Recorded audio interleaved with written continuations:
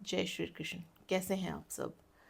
आज का जो हम टॉपिक है वो ले रहे हैं कि ऐसा कुंडली का कौन सा भाव है, कौन सा घर है जो सबसे ज़्यादा बुरा प्रभाव देने वाला है। क्योंकि ये प्रश्न मेरे पास बहुत आता है। जब भी कोई व्यक्ति मेरे पास कंसल्टेशन के लिए आता है या वैसे ही मुझसे कोई मिलता है, तो ये प्रश्न बहुत बार पूछा गया है कि मैम ऐसा कौन सा भाव है जहाँ पर हमें बहुत ज़्यादा ध्यान देने की ज़रूरत है, या जो बहुत हमें पीड़ा दे सकता है, सफरिंग दे सकता है। तो मेरा इसके पीछे एक ही उत्तर होता है कि वो घर जहाँ पर शनि की तीसरी दृष्टि पड़ रही है।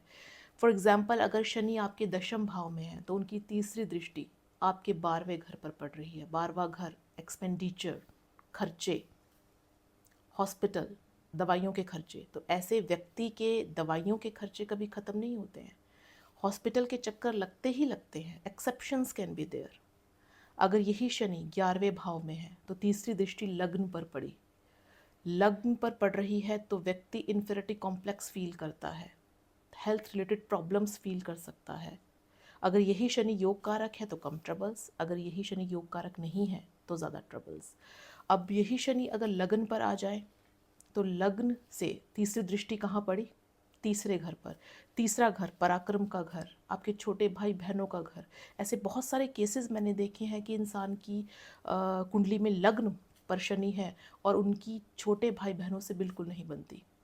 लाइफ के लेटर स्टेजेस में दिक्कतें आनी स्टार्ट हो गई हैं। अगर यही शनि चतुर्थ भाव में है तो तीसरी दृष्टि कहाँ पड़ी? छठे घर पर। रोग, रिपू, ऋण, शत्रु बहुत ज़्यादा हो जाएंगे। रिपीटेड एनिमीज से बहुत ज़्यादा खतरा होगा। ऋण आप कभी चुका नहीं सकते।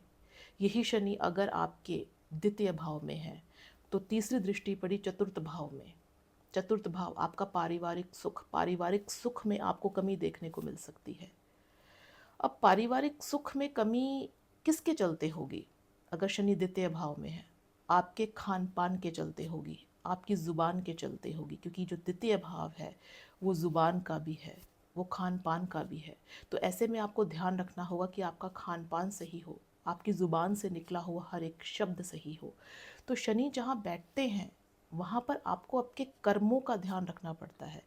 तभी जहाँ पर जो शनि की तीसरी दृष्टि पड़ेगी वहाँ पर आपको पीड़ा तो होगी, लेकिन उसके फल में थोड़ी कमी देखने को मिल सकती है। धन्यवाद।